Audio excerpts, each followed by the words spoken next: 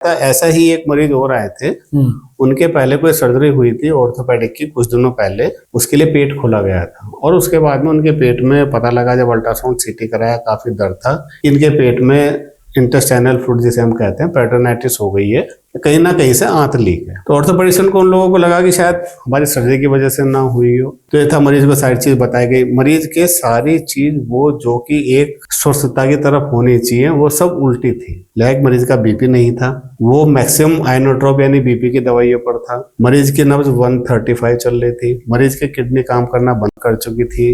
Urine नील था उनके। एक तरीके से आप ये कह सकते हैं कि मल्टी ऑर्गन फेलियर सिंड्रोम जिसे हम कहते हैं मोड्स, उस सिचुएशन में थे। तो मैंने सोचा कि अभी मरीज बचना तो है ही नहीं। मैंने लापरवाही से उन्हें कहा, मैंने कहा देखिए ऐसा है, हम अपना काम कर देते हैं, बाकी बचने की उम्मीद तो है नहीं, आपके सामने सारी कंडीशन है ही। उन्होंने कहा ठीक है डॉक्टर साहब, जो अब आपको ठीक लगे आप कीजिए। वो भी हो चुके थे। और उसमें हमने इनका एक तरीका होता है, जब हम सर्जरी करते हैं हम पेट की लेयर बाय लेयर बंद करते हुए आते हैं, तो कई बार ऊपर की लेयर हम इसलिए छोड़ देते हैं कि अंदर का कोई कलेक्शन होगा या आपने जहां हाथ में जोड़ लगाया है वो वहां से यदि लीक होगा तो इसके थ्रू बाहर आ जाए। तो मैंने ये सोच के कि ये लीक पक्का होगा, मैं वो हिस्सा स्किन वाला पार्ट खुला छोड़ दिया और वो मरीज भी 4 दिन बाद काफी कुछ ठीक थे।